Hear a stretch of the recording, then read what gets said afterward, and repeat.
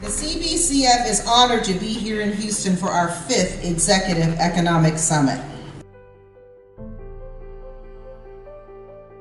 This summit is an ongoing series and is part of the CBCF Center for Policy Analysis and Research expansion strategy to create a powerful national platform that identifies, creates, and drives economic growth opportunities for African American communities, in addition to identifying policy recommendations which support access to capital for Black-owned businesses. And to this day, I still define community as a group of people who believe that if we want to rise, we have to rise together. Oh yeah. Oh yeah. So on the island of St. Croix, which is the island that I live on, I would go down to the waterfront on any given morning, and people would be loading, fishermen, weekend boaters would be loading their boats filled with water, supplies for the people on St. Thomas and St. John, and coming back with elders, with women, with children. We were making lists of who was related to whom, so that families could bring their children to live with other members on the island of St. Croix because all of the schools were gone. There's some more harvest on the way. So long as we ignore the impact of percentages rising and breaking the ozone level, and the sun shines through directly on the glaciers in the North Pole, the islands cannot withstand another 5. And they're shooting with it, it's going to come before another year's out. So the first analysis is that we must not be distant from the climate change debate. The climate change debate is not academic, Kathy, it is like real stuff. And some islands may never recover. It means that the FEMA is inadequate. It does not correspond to need the problem. You can't put $44 billion on the table. So how do we get more money? Should I say shame them and refusing to accept $44 billion, and also refusing to accept there's something called offset, which means that I'll give you $100 billion, but I will cut Medicaid, I will cut Pell Grants, I will cut the EPA, I will cut HUD to give you your $100 billion. That's cruel. We are here in the energy capital of the world, and let me pause to say, in case you're unaware, your parents may have taught you that it's money that makes the world go round. Au contraire, it's energy that makes the world go round. It's energy that fuels homes and businesses and schools and manufacturing companies. It's energy. So it is indeed appropriate that in the energy capital that we take a moment to reflect upon the impact of energy in the recovery after Harvey, but more importantly, the ability of this great city and surrounding cities to rebound, rebuild, and rise up after this historic weather event.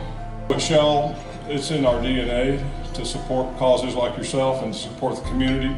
A pharmacist that was there waiting for people, doctors of all different types of specialties, psychologists, and from people that were there to help young people, children, transition, and of course FEMA was there to try and help people be able to move out of the shelters as quickly as possible.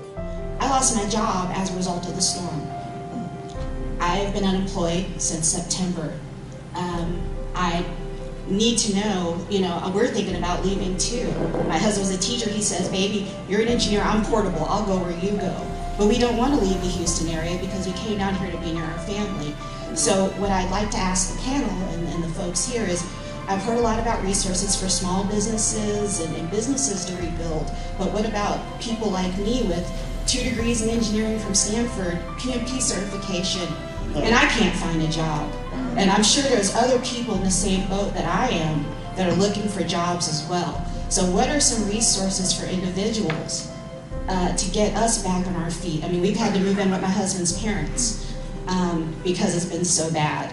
And I would like to know what are some resources for individuals that are skilled, qualified, and want to work. Thank you. The mayor is very thoughtful about that, he's thinking about that, and so we've been very intentional to identify and seek out resources to support our workforce. That is very, very critical for our recovery. You know, with 85% of the structures in Port Arthur being affected, we're dealing with housing right now. That's a very, very big thing. We're in a dire situation. We had numerous of our hotels, numerous multi-family housing apartment complexes went down. So housing is the big thing. We talked about financial services. Toyota Financial Services and Lexus Financial Services established an immediate hotline for consumers. Can you imagine receiving a call?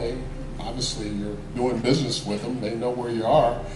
Calls to consumers to make sure, first of all, they were okay, and second of all, if their car had been damaged, we established deferred payment programs, and we continue to support those efforts today. From our perspective, you know, this natural disaster, Harvey, was the black swan effect. You know, it affected areas that we didn't anticipate to be affected. So it really changed the dynamic, our plans, and so on and so forth. We helped each other get through the storm. Your income level did not matter. What language you spoke did not matter. Your education level did not matter. It was neighbor helping neighbor. It was stranger helping stranger. And it was exactly what we needed at that time. FEMA had a stat that said 40% of businesses affected never reopened. SBA says 1 in 4 businesses affected never reopened. I don't know which number is the true number, but 40% and 25% is a lot. And we know as a black chamber that that's even more significant in our community because a lot of times our businesses start off more vulnerable. So at the chamber, we've been very focused on giving resources. How do you connect with SBA? How do you connect with FEMA?